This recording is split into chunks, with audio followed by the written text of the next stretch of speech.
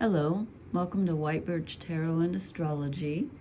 This reading is for, I'm doing this early on June 25th, but I'm going to talk about an aspect that's going to happen on the 26th, which is Wednesday.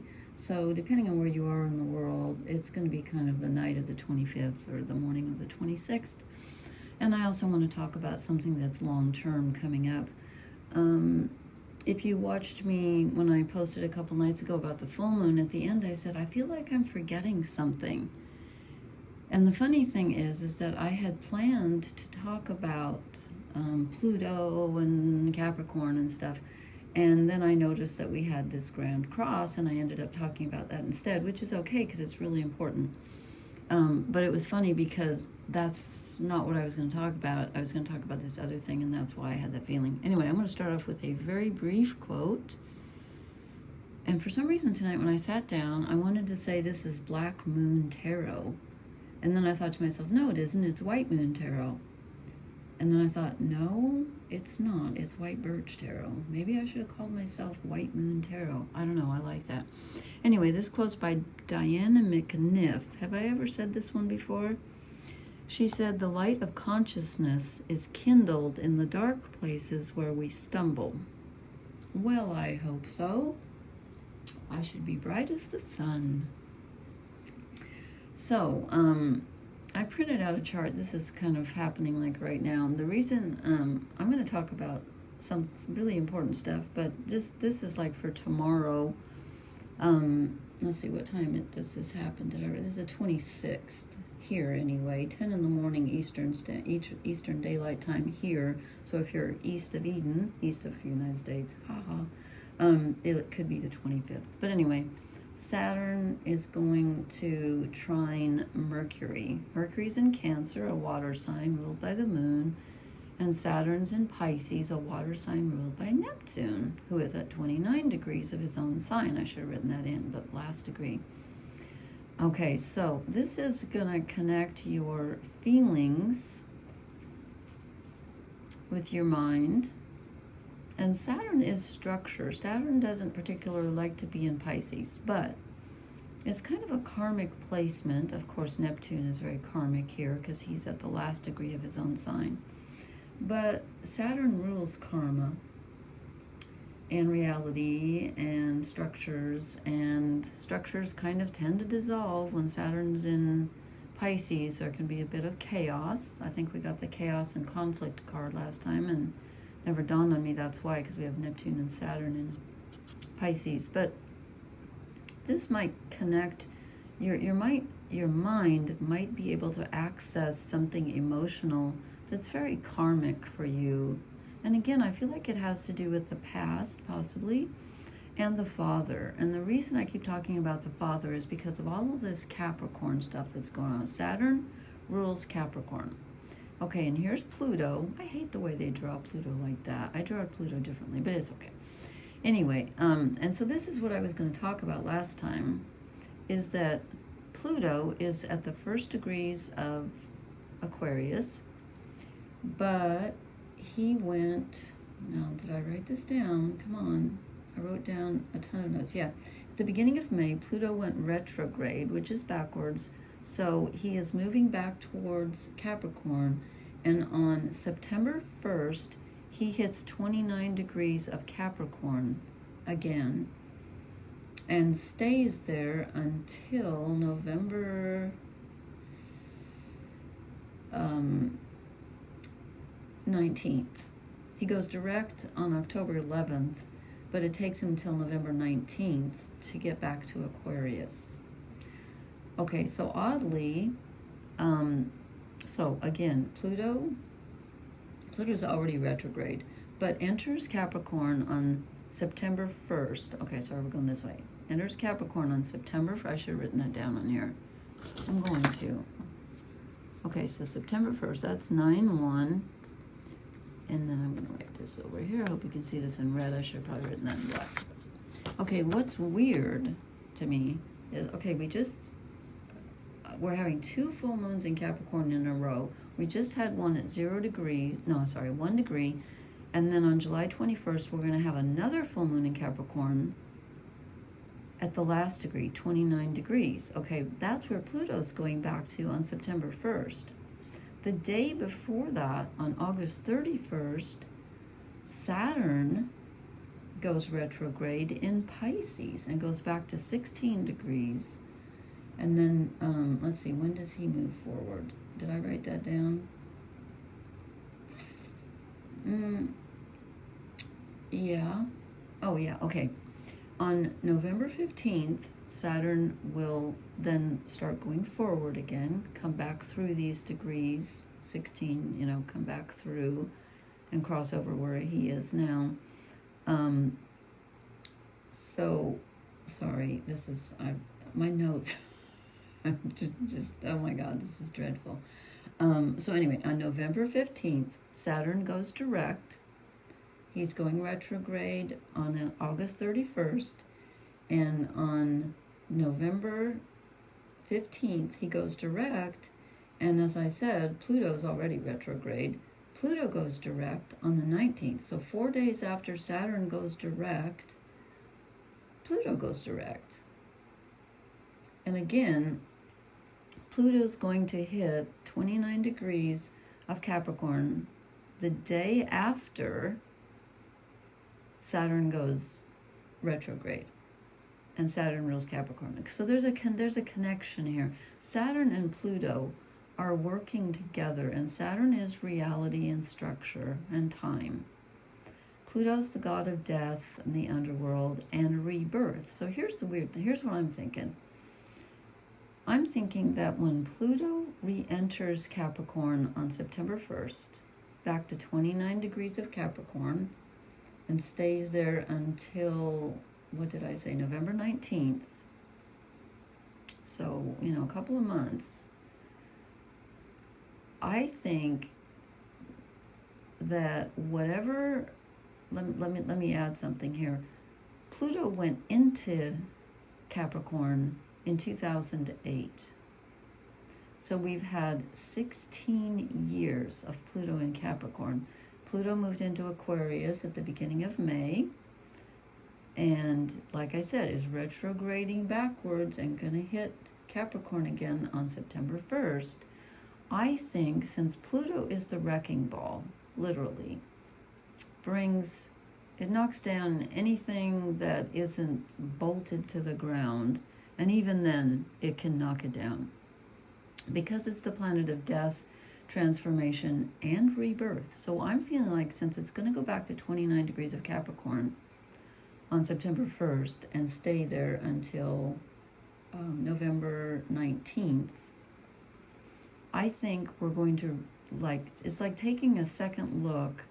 Your whole world, okay, not everyone has planets in Capricorn, but everyone has Capricorn in their chart because it's a circle. So it's in one of your houses. Could even be in two of your houses. Like in this chart, it's got part of the 9th. It's on the cusp. It's starts in the 9th and then goes through to the 10th and is in part of the 11th. It just depends on where you were born, what time you were born. So wherever you have Capricorn, whatever house Capricorn is in, that's where you had the transformation. And if you have planets there, especially personal planets, which are the Sun, Mercury, Venus, Mars, Moon, then oh my God, and Chiron is very important too, and the nodes. If you have any or some of those or all of those in Capricorn, your life is not the same as it was 16 years ago. And I know 16 years is a long time, and no one's life is the same, okay? But if you believe me, if you had planets in Capricorn, oh, you know Pluto went through.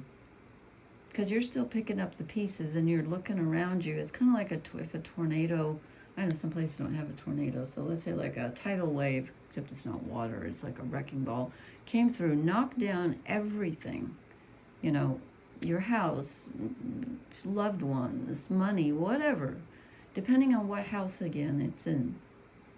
But if you have a lot of planets in Capricorn, believe me, your life is not the same as it was in 2008. And I know no one's life is the same, but really, truly, So it's going back into Capricorn at 29 degrees just for a couple of months.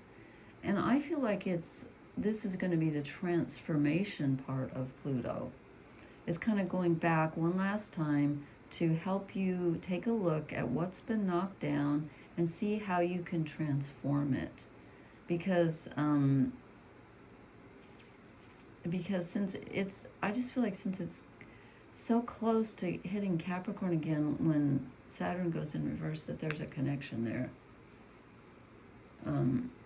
I know that doesn't sound very positive, but it is. We have a lot of positive aspects coming up with our personal planets. So anyway, I don't want to go on and on about that, but I just thought that was kind of fascinating that that's happening, that there's a connection between the ruler of Capricorn and Pluto right when Pluto goes back to Capricorn at 29 degrees. So I don't know, maybe I'm a geek.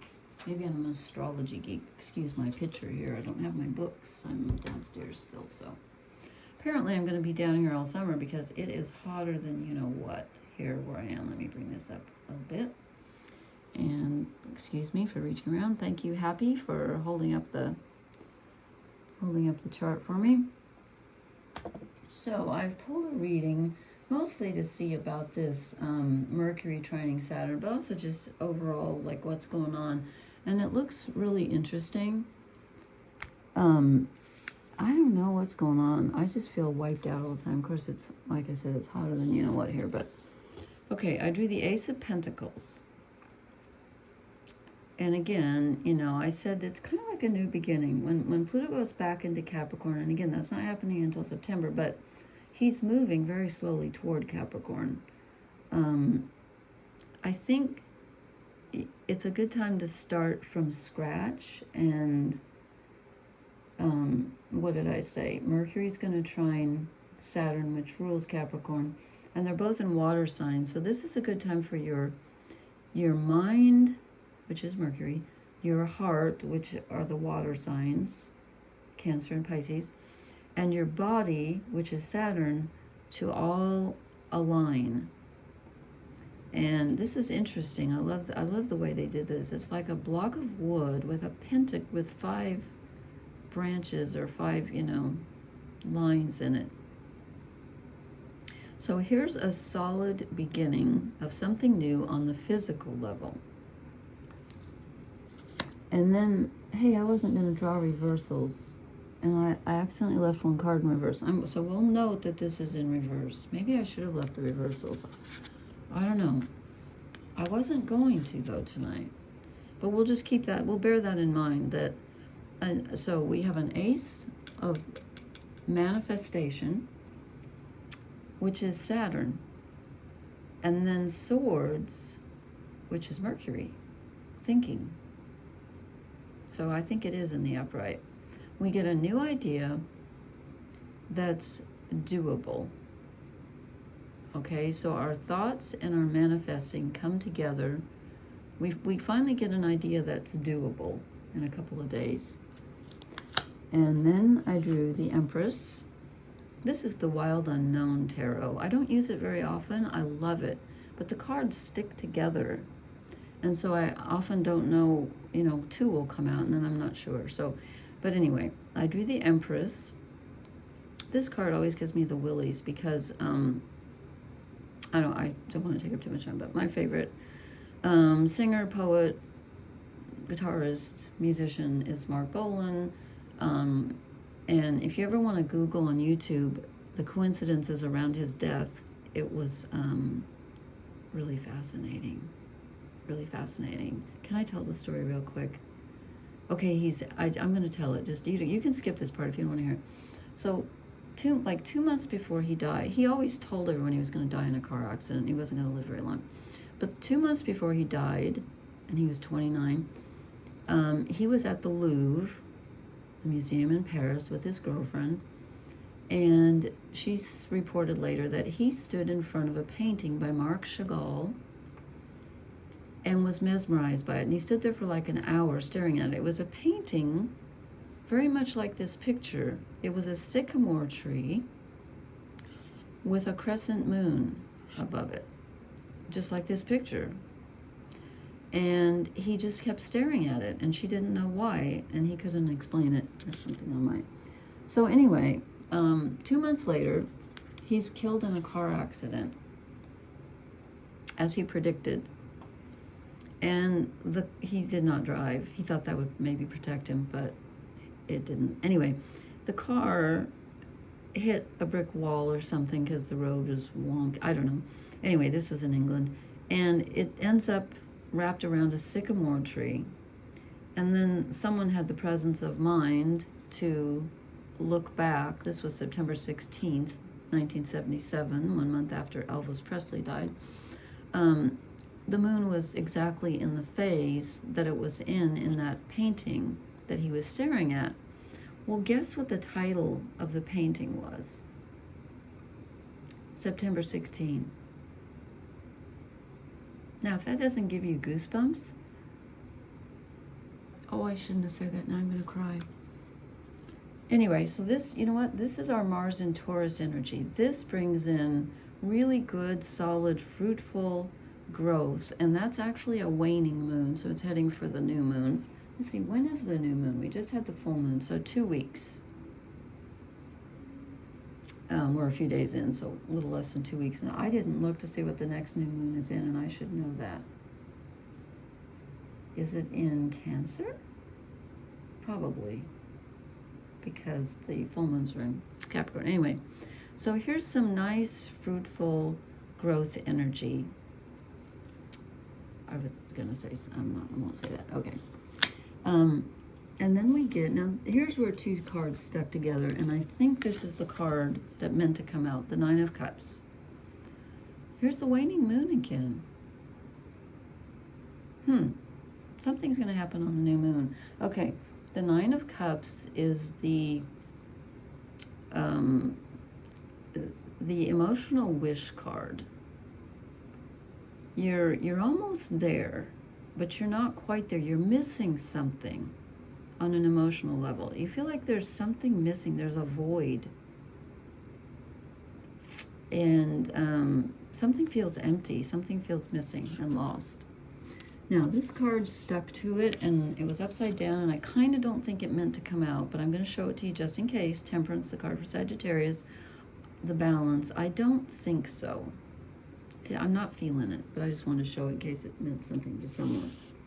Okay, then underneath the Ace of Pentacles, we have the Death card, which I am not surprised to see. I thought we were going to get this last time, but maybe because I forgot to talk about Pluto. I'm telling you, when Pluto goes back into Capricorn in September, the transformation will begin. It's already begun. Again, it's you know, but we're kind of cleaning up. Something has left us. We're letting go of things that we need to let go of. And there may have been major, you know, depending again on what you have in Capricorn, there may have been I lost 3 family members in less than a year and a half when Pluto was on my sun in Capricorn. So I'm not trying to scare anybody. I shouldn't say things like that. Do not take that literally. And also, Pluto's already been through Capricorn, just touching back in for a check-in, which I think is going to be the transformative aspect. I don't think he's going to knock down any more stuff. I can't promise that, but I don't think so. But this is, it doesn't look very transformative. It looks kind of bleak. But with death always comes rebirth. Always, always, always. And then I drew the Two of Pentacles, which is a choice. It's a juggling act. So maybe, you know what, maybe Temperance did mean to come out, because Temperance is about juggling the energies. This is a choice on the physical level. And you may be choosing what to let go of, although I have a feeling, again, depending on what you got in Capricorn, you may have already let go of quite a lot. But this is you're juggling, like, should I do this or should I do this? You might be able to do both of them. Or you may have to make a choice. Let's see. And this is I love this Four of Wands. Four of Wands is always a portal. It's always a doorway into something.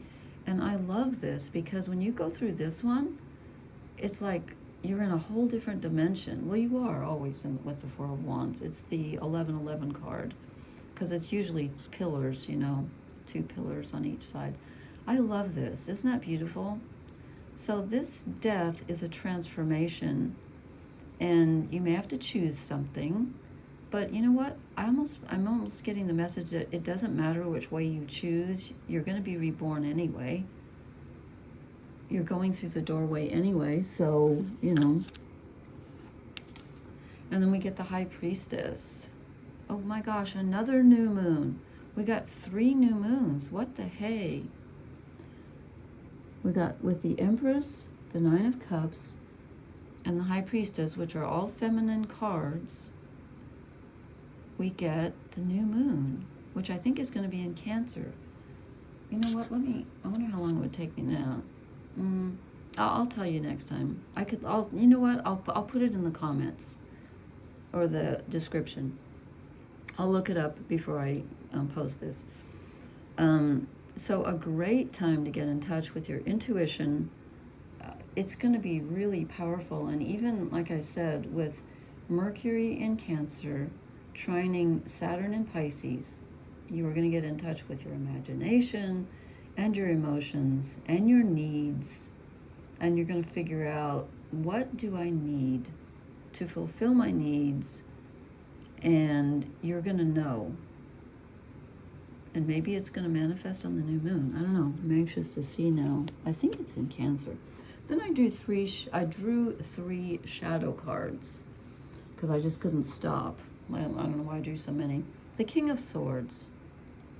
Okay, so shadow-wise, this is, even though we're getting a new idea that's going to be workable, and again, this came in the reverse, so let's not forget that, just in case I should have left it in the reverse. I don't know. Don't rely on your mind alone, even though it's going to make this great aspect with Saturn. It's a feeling aspect. The feelings come through your mind, so it's less of a, it's a realization on a feeling level, because, you know, we process everything through our brains. But don't try to be right, and don't try to, quote, figure it out, okay? Feel it. Realize it, though, in your brain, but don't get stuck on the mental level. And then I drew the 6 of Cups, which keeps coming up in other people's readings that I'm watching. This is the nostalgia card, the childhood sweetheart card. So this might be a longing for the past with so much Cancer energy, and so don't get stuck in that. There's the full moon that we just had. Don't get stuck longing for the past. It's okay to think about the past, and you're gonna, with all this karmic energy with Saturn. That's not till the end of August, though, going retro, but Saturn's in Pisces right now, going direct, and Neptune's still at the last degree of Pisces. So we have a lot of karmic energy right now. So you might be thinking about the past, but don't get stuck there. Don't get stuck there. And then look, death again. So you might be, even though this is rebirth coming in, you might be caught up in the death aspect of the Pluto energy rather than the rebirth aspect. And it's okay to mourn. It's okay to grieve. I mean, that's part of, you know, living. But again, don't get stuck there. And I don't know. I don't know. There's this connection coming up between Saturn, the god of time. Again, it's not till the end of August. I just noticed it and wanted to bring it up because, even though I'm a bit early, I know with that, but it's, I don't know, you might be feeling it if you're very empathic. So don't get stuck on what's been lost, and don't get stuck on the mental level. Let me draw a couple of oracle cards to clarify. It's kind of an interesting reading tonight. I think we're really going to manifest something. I'm going to depress everybody tonight with the death story. Oh my God. I don't know why I felt, I don't know. I mean, I wasn't concentrating, but here's chop wood. Well, yeah, Saturn makes you do the work, so you might get the idea and get the realization of this feeling when Saturn and Mercury trine each other, which is very positive. The energy flows between them, but you still have to do the work. Now I'm going to be quiet for just a minute, okay? Saturn trining Mercury, what do people need to know? Because they're both in water signs. A change in the wind. Here's that zebra again that was in the last time with the chaos and conflict. Yeah, there's a change coming. That's why we get the death card. And the new idea, the ace, 2 aces, swords and pentacles, thoughts and reality. I'm going to draw one more. Anything else we need to know about this? Whoa. This one wants to come out very badly.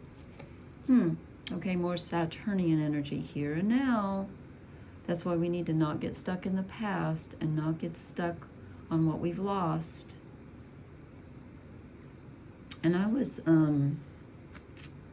did I say this last time? No, I don't think so. Or did I? I told someone. No, it wasn't on my post, I'm pretty sure. I'm going on long tonight, but I apologize. I just want to say one quick thing. I saw this video on YouTube. I don't watch the video, but the statement said, underneath it, it said, take 1 minute and sit still.